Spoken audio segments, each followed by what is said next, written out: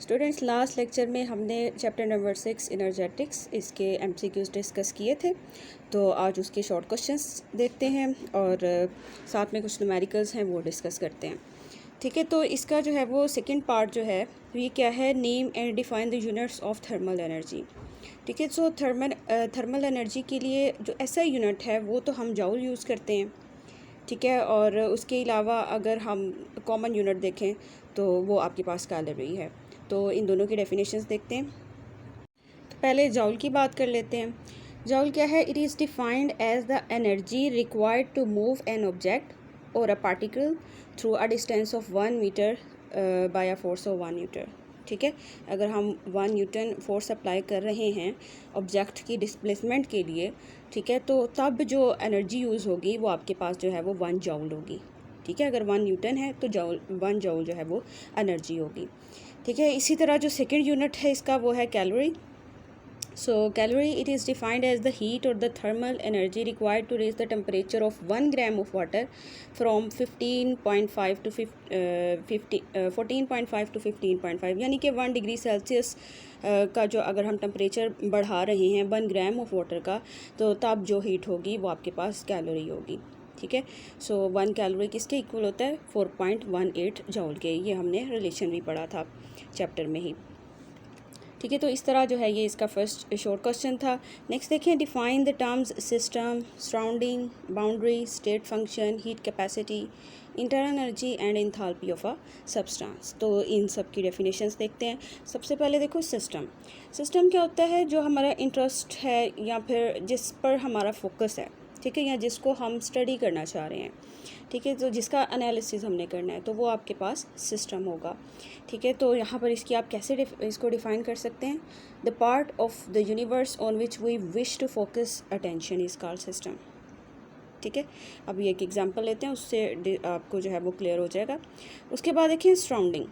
अब सिस्टम के अलावा जो भी चीज़ें होंगी वो आपके पास जो है उसकी सराउंडिंग होगी। एग्जांपल लेते हैं, देखें अगर ना आप किसी कंपाउंड की डीकम्पोजिशन करना चाह रहे हैं, सो देखिए जो कंपाउंड होगा वो आपके पास सिस्टम होगा। बाकी जो चीज़ें यानी कि आप टेस्ट ट्यूब लोगे या बीकर यूज़ कर रहे हो, हीट यूज़ कर रहे हो, ये सारी की सारी चीज़ें आपकी सराउंडिंग होंगी। ठीक है, सो इस तरह जो है वो इसको आप डिफ़ाइन कर सकते हैं। उसके बाद देखिए बाउंड्री क्या होता है? बाउंड्री क्या है? ये इमेजिनरी सरफेस होती है जो कि सिस्टम को सराउंडिंग से सेपरेट करती है। ठीक है, तो यानी कि अगर आपके पास जो है वो एक बीकर है और उसमें कोई सोल्यूशन है, उसकी बिल्कुल जो अपर सरफेस होगी, ठीक है, तो वो आपके पास जो है वो बाउंड्री होगी। तो द रियल और imaginary surface separating the system from surrounding. ठीक है, जो सिस्टम को सराउंडिंग से सेपरेट करती है वो आपके पास बाउंड्री है, वो इमेजिनरी सरफेस होती है। ठीक है, तो उसके बाद देखिए स्टेट फंक्शन। स्टेट फंक्शन क्या है? ये सिस्टम की ही एक प्रॉपर्टी है जो कि इनिशियल और फाइनल स्टेट पर डिपेंड करती है, पाथ पे डिपेंड ना करे। ये पहले भी हम मतलब कि पूरा चैप्टर डिस्कस करके आए हैं, तो स्टेट फंक्शन का बार बार जिक्र हुआ है। ठीक है, स्टेट फंक्शन क्या है? यानी कि सिस्टम की वो प्रॉपर्टी जो कि इनिशियल स्टेट और जो फाइनल स्टेट, मतलब कि रिएक्शन की इनिशियल स्टेट पे और फाइनल स्टेट पे डिपेंड करे और पाथ पे डिपेंड ना करे।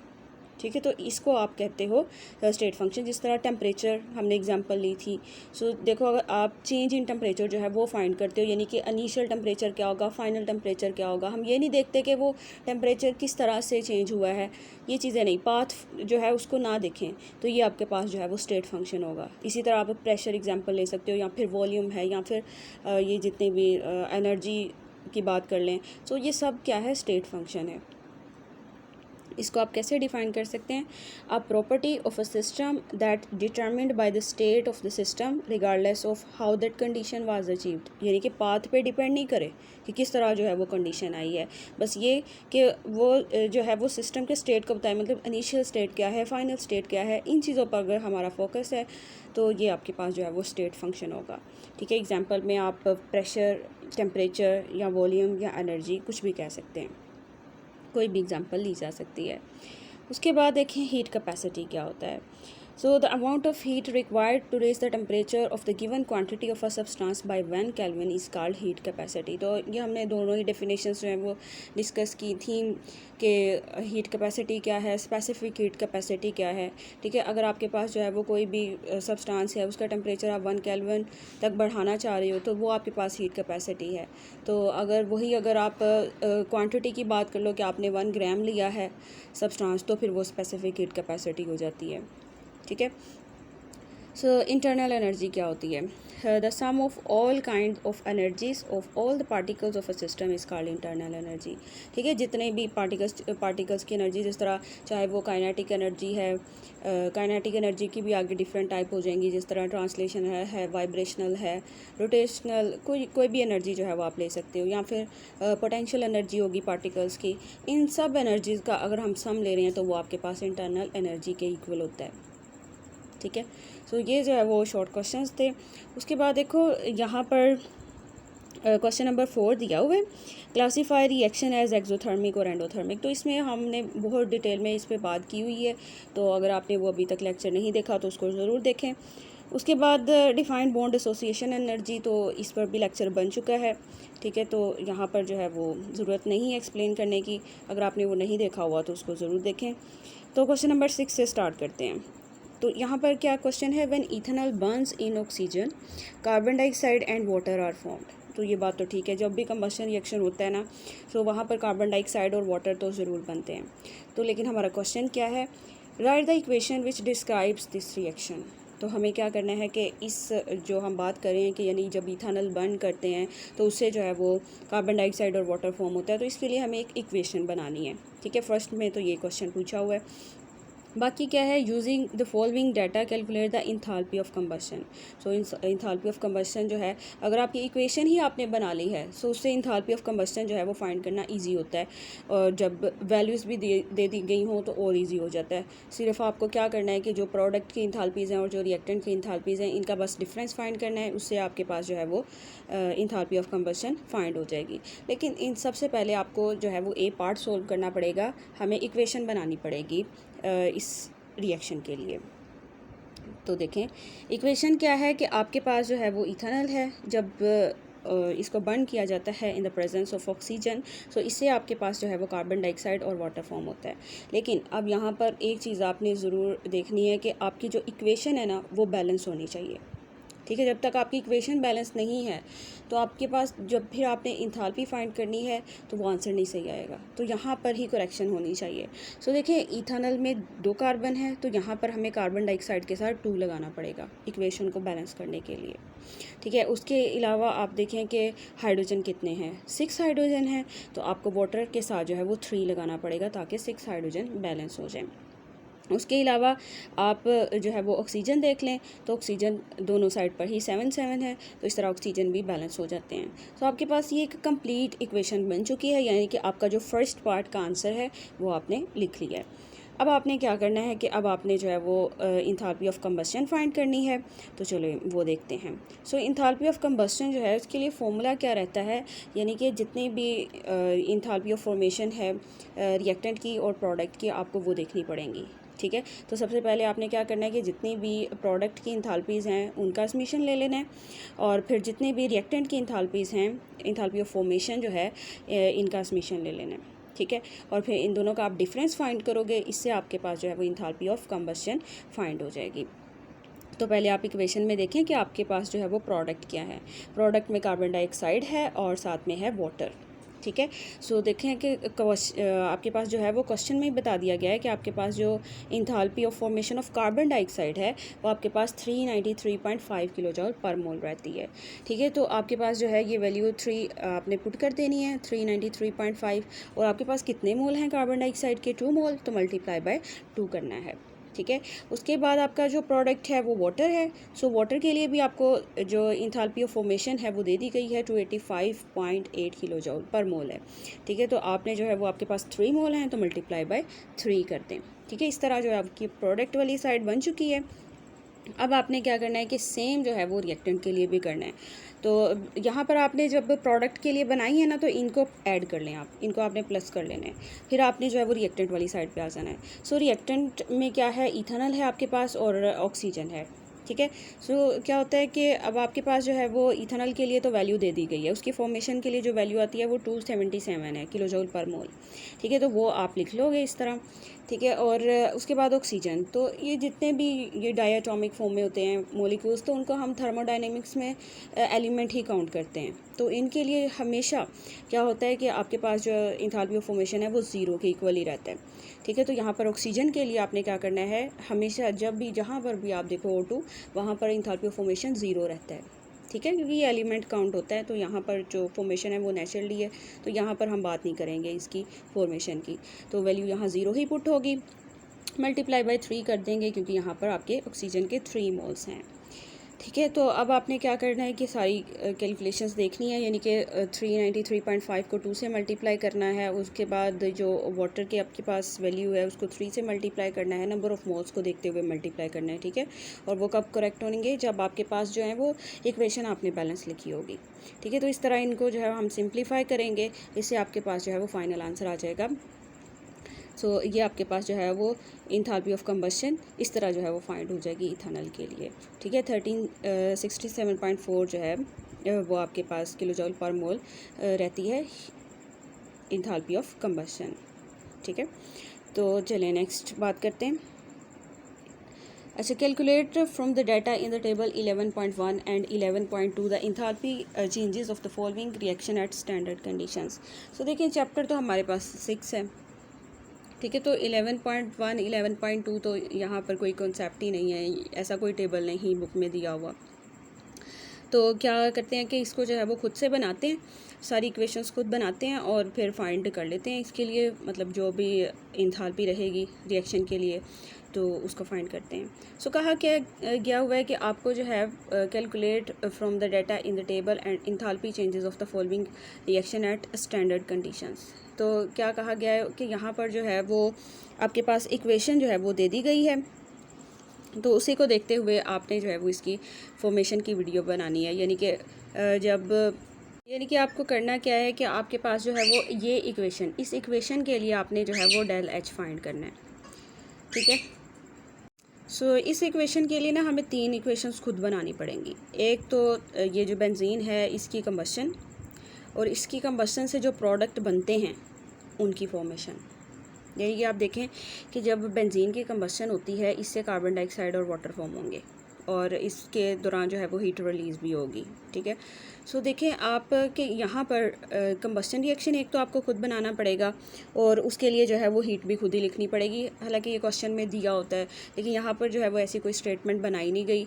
तो अगर यहाँ पर वो टेबल दिया होता तो उसमें ये सारी वैल्यूज़ जो है वो लिखी होनी थी कि आपके पास जो इंथैल्पी ऑफ कंबशन है बेंजीन के लिए वो 3268 किलो जूल पर मोल रहती है, ठीक है। इसी तरह जो है वो कार्बन डाइऑक्साइड की फॉर्मेशन और वाटर की फॉर्मेशन के लिए भी इंथैल्पीज़ दी होनी थी, लेकिन यहाँ पर जो है वो ऐसा नहीं है, तो इस वजह से सब जो है हमें खुद ही बनाना पड़ेगा। तो देखिए कि सबसे पहले आपने जो है वो बेंजीन की कंबशन होती है तो उसके लिए जो इक्वेशन बनती है वो आपने लिख लेनी है। उसके बाद यहाँ पर कार्बन डाइऑक्साइड और वाटर फॉर्म होते हैं, तो इन दोनों की फॉर्मेशन की भी हमें जो है वो इक्वेशन बनानी पड़ेगी। सो यहाँ पर देखें कि जब कार्बन डाइऑक्साइड जो है वो फॉर्म होती है तो उसके लिए जो है वो डेल एच जो है वो इस तरह रहता है, डेल एच ऑफ फॉर्मेशन जो है, तो जो कि हमने ऊपर न्यूमेरिकल में भी देखा। उसी तरह अगर वाटर की बात कर लें तो इसकी फॉर्मेशन के दौरान भी एनर्जी जो है वो रिलीज़ होती है, ठीक है। तो ये तीनों इक्वेशंस जो हैं वो आपने बना ली, और ये इक्वेशंस भी आपकी बैलेंस होनी चाहिए, ठीक है। अब इन तीनों इक्वेशंस को देखते हुए आपने क्या करना है कि ऐसी इक्वेशन बनानी है, ठीक है। इन तीनों इक्वेशंस को इस तरह बैलेंस करना है। सो देखें कि सबसे पहले आपको क्या चाहिए कि आपके पास जो है, चलें अगर हम प्रोडक्ट की ही बात कर लेते हैं, या चलें रिएक्टेंट की बात कर लेते हैं। तो रिएक्टेंट में आपके पास है C6H6। तो अब आप देखें कि इन तीनों इक्वेशंस में C6H6 किस इक्वेशन के पास है, तो ये वाली आपके पास फर्स्ट इक्वेशन जो है इसके पास C6H6 है। तो आप इस इक्वेशन को एज इट इज़ नीचे लिख लो, ठीक है। ये देखो जिस तरह यहाँ पर लिखा हुआ है, इसको फर्स्ट पे लिख लो या लास्ट पे लिख लो, कोई मसला नहीं है। उसके बाद देखो आपको प्रोडक्ट वाली साइड पर 6 कार्बन चाहिए और 3 मोल ऑफ H2 चाहिए, ठीक है। तो अब आपके पास इन तीनों इक्वेशन में देखें कि कार्बन किसके पास है। ये आपके पास जो सेकंड इक्वेशन दी हुई है इसके पास जो है वो कार्बन है। लेकिन यहाँ पर आप इक्वेशन में देखें आपके पास 1 मोल कार्बन है। तो आपको कितने मोल कार्बन चाहिए, 6 मोल कार्बन चाहिए। तो आप ये सारी इक्वेशन को क्या करें कि 6 से मल्टीप्लाई कर दें, ठीक है। तो जब 6 से मल्टीप्लाई आप करेंगे तो क्या हो जाएगा कि आपके पास जो है वो 6 कार्बन बन जाएंगे, 6 मोल ही ऑक्सीजन हो जाएगा और 6 मोल कार्बन डाइऑक्साइड फॉर्म हो जाएगी। लेकिन अब आप ये भी देखें कि आपके पास ये जो इक्वेशन है यहाँ पर कार्बन रिएक्टेंट वाली साइड पे है और आपको कार्बन चाहिए प्रोडक्ट वाली साइड पर। तो आप क्या करें, इसी इक्वेशन को रिवर्स कर दें, ठीक है, उल्ट कर दें। तो क्या होगा कि ये इक्वेशन जो है वो फिर किस तरह बन जाएगी, इस तरह बन जाएंगी, यानी कि 6 कार्बन डाइऑक्साइड इसकी डिकम्पोजिशन होगी तो इससे 6 मोल कार्बन और 6 मोल ही ऑक्सीजन में बन जाएंगे, ठीक है। तो आपने ये इक्वेशन क्यों इन्वर्ट की, क्योंकि आपको जो है वो प्रोडक्ट वाली साइड पर कार्बन चाहिए था और इस इक्वेशन में रिएक्टेंट वाली साइड पर कार्बन था, ठीक है। अब आपने बना ली और इसकी जो वैल्यू है 393.5 इसको भी आपने 6 से मल्टीप्लाई करना है और इसके आप साइन देखें माइनस का है, तो जब आप इसको रिवर्स कर देंगे तो ये प्लस में चेंज हो जाएगा, ठीक है। तो इससे आपके पास जो है वो आंसर इस तरह बनेगा और ये इक्वेशन जो है आपने इस तरह बना लेनी है। अब आप देखें कि आपको प्रोडक्ट वाली साइड पर 3 मोल H2 चाहिए। तो आपके पास जो है वो 3 मोल H2 है, लेकिन वो प्रोडक्ट वाली 1 मोल H2 है, लेकिन वो भी प्रोडक्ट वाली साइड पे नहीं है, रिएक्टेंट वाली साइड पे है। तो आप क्या करें, इस पूरी इक्वेशन को पहले तो 3 से मल्टीप्लाई करें क्योंकि आपको 3 मोल H2 चाहिए और बाद में इस इक्वेशन को भी रिवर्स कर दें, ठीक है। सो क्या होगा कि आपके पास जो है वो इस तरह की इक्वेशन बन के आ जाएगी और इसकी वैल्यू जो है वो 285.8 है। इसको भी आप 3 से मल्टीप्लाई करेंगे और इसका साइन भी आपने चेंज करना है क्योंकि आप इस इक्वेशन को अब रिवर्स कर चुके हैं, ठीक है। ये पॉजिटिव में चेंज हो जाएगा। तो आपके पास जो है वो 3 इक्वेशन इस तरह बन जाएंगी। अब आप इन तीनों इक्वेशन को मिलाकर एक इक्वेशन बनाएंगे और वो इक्वेशन जो है वो इस तरह की होनी चाहिए, ठीक है। सो अब आप देखें कि यहाँ पर जो भी रिएक्टेंट या प्रोडक्ट कैंसिल हो रहे हैं उनको जो है वो आपने कैंसिल आउट कर देना है, ठीक है। तो सबसे पहले देखें 6 मोल कार्बन डाइऑक्साइड रिएक्टेंट वाली साइड पे है और प्रोडक्ट वाली साइड पर भी है, यानी कि ये दोनों जो है वो कैंसिल हो जाएंगे। उसके बाद देखिए यहाँ पर 3 मोल H2O है और इधर रिएक्टेंट वाली साइड पर भी 3 मोल H2O है, ये भी कैंसिल हो जाएंगे, ठीक है। उसके बाद 15/2 ऑक्सीजन है और यहाँ पर 3/2 ऑक्सीजन इधर भी है और 6 मोल ऑक्सीजन इधर भी है, तो ये सब भी आपस में कैंसिल हो जाएंगे, ठीक है। आप इसको सिंप्लीफाई करके देखें, इसका एलसीएम लेकर देखें तो आपके पास जो है वो आंसर मतलब ये सब जो है वो आपस में कैंसिल हो जाएंगे, ठीक है। और अगर फिर भी नहीं हो रहा तो आप पूछ लीजिएगा, इसको हम डिटेल में देख लेंगे। उसके बाद देखिए कि अब आपके पास क्या क्या रह गया है, C6H6, तो बस इसको लिखें C6H6। उसके बाद प्रोडक्ट वाली साइड पर ये 6 कार्बन रहते हैं और साथ में 3 मोल H2, इन दोनों को भी आप यहाँ लिख दें। तो देखें आपकी इक्वेशन जो है वो सेम बन गई जिस तरह हम बनाना चाह रहे थे। अब आपने ये इक्वेशन जो है वो सेम बना ली।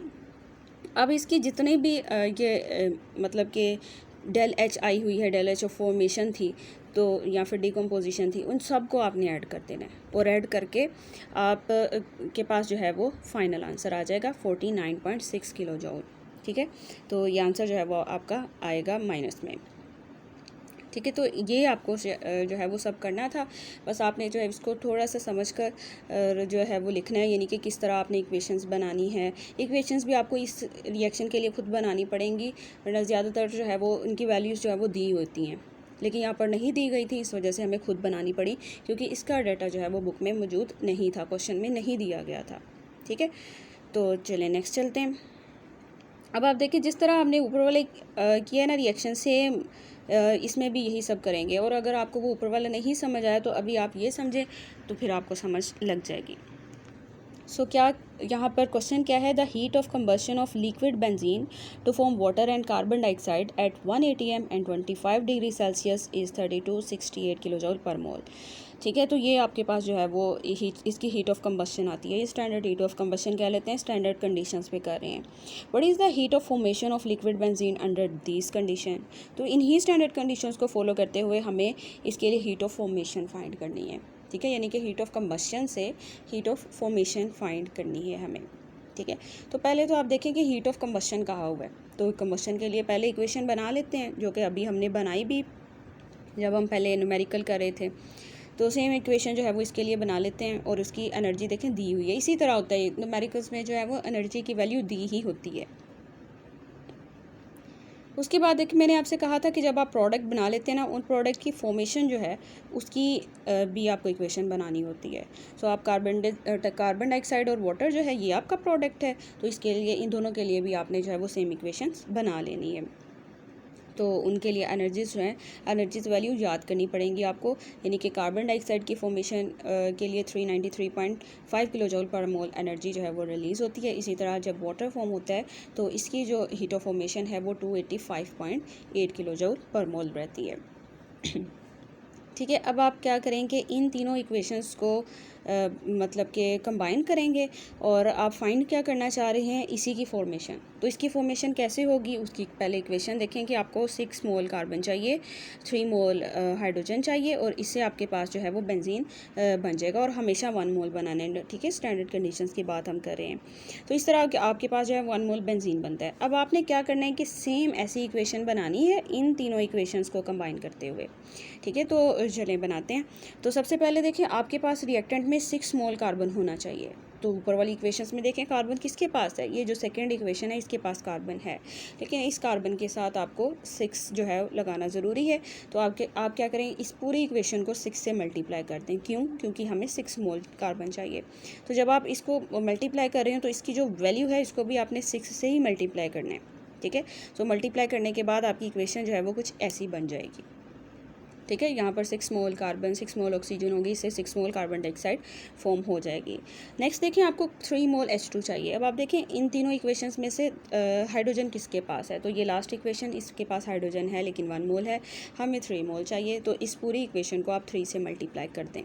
ठीक है, तो इस तरह जो है वो 3 से मल्टीप्लाई करने के बाद ये 3 मोल H2 हो जाएगा, 3/2 ऑक्सीजन और 3 मोल वाटर फॉर्म हो जाएगा, और इसकी जो वैल्यू है इसको भी मल्टीप्लाई बाय 3 कर देंगे। तो इस तरह जो है वो आपके पास ये सेकेंड इक्वेशन बन जाएगी। ठीक है, अब आप देखें कि आपको प्रोडक्ट वाली साइड पर ये बेंजीन जो है ये आपको चाहिए, लेकिन आपके पास तो प्रोडक्ट वाली साइड पर बेंजीन है ही नहीं ऊपर तीनों रिएक्शंस में। तो आप क्या करें, आपकी जो फर्स्ट इक्वेशन है उसको रिवर्स कर दें। ठीक है, तो उससे क्या होगा कि आपके पास प्रोडक्ट वाली साइड पर बेंजीन आ जाएगा। ठीक है, तो जब आप इसको रिवर्स कर रहे हैं 1 मोल ही चाहिए, तो किसी से मल्टीप्लाई करने की ज़रूरत नहीं है क्योंकि ये पहले ही 1 मोल है। लेकिन बस क्या होगा कि इसकी जो वैल्यू है ये प्लस में चली जाएगी क्योंकि उल्ट हो रहा है यहाँ पर। ठीक है, तो बस तीनों इक्वेशंस आपने लिख ली। अब इन तीनों इक्वेशंस को कंबाइन करें और इससे एक इक्वेशन बना लेते हैं, और सारी वैल्यूज़ को जो है वो ऐड कर लेते हैं। तो पहले तो देखें कि आपके पास जो है वो जो चीज़ें कैंसिल हो रही हैं उसको आप कैंसिल आउट करेंगे। यहाँ पर 6 मोल कार्बन डाइऑक्साइड है, ये 6 mole carbon dioxide cancel out हो जाएगी। उसके बाद आप देखें कि यहाँ पर 3 मोल वाटर है, यहाँ पर भी 3 मोल वाटर है, ये भी कैंसिल आउट हो जाएगी। उसके बाद क्या होगा कि ये सब ऑक्सीजन यानी कि ये 3/2 है, 6 O2 है, यहाँ पर 15/2 O2 है, तो ये भी जो है वो कैंसिल हो जाएंगे। तो अब आपके पास जो है वो फाइनल इक्वेशन क्या बन जाएगी, आपके पास 6 कार्बन 3 H2 और इससे बेंजीन ये फॉर्म हो गया। और आपके पास जितनी भी वैल्यूज़ हैं इन सबको आप कैलकुलेट करके आपके पास फाइनल आंसर जो है वो 49.6 किलो जूल पर मोल आएगा। ठीक है, तो ये आपके पास होगी heat of formation of benzene. जब आपको हीट ऑफ कंबस्शन दी हुई है तो इससे आप हीट ऑफ फॉर्मेशन अगर फाइंड करना चाहते हैं तो वो आप इस तरह कर सकते हैं। ठीक है, और इसके अलावा एक दूसरा तरीका भी होता है, यानी कि आप सबकी जो इंथाल्पी जो जैसे हमने फर्स्ट न्यूमेरिकल में किया था वैसे भी कर सकते हैं। ठीक है, इस तरह भी किया जा सकता है, जो भी आपको इजी लगता है वैसे आप कर सकते हैं। तो ये हमारा जो है वो आज का लेक्चर था। इंशाल्लाह नेक्स्ट लेक्चर में हम नेक्स्ट न्यूमेरिकल्स डिस्कस करेंगे। यहाँ तक आपका कोई भी क्वेश्चन है तो वो आप पूछ सकते हैं।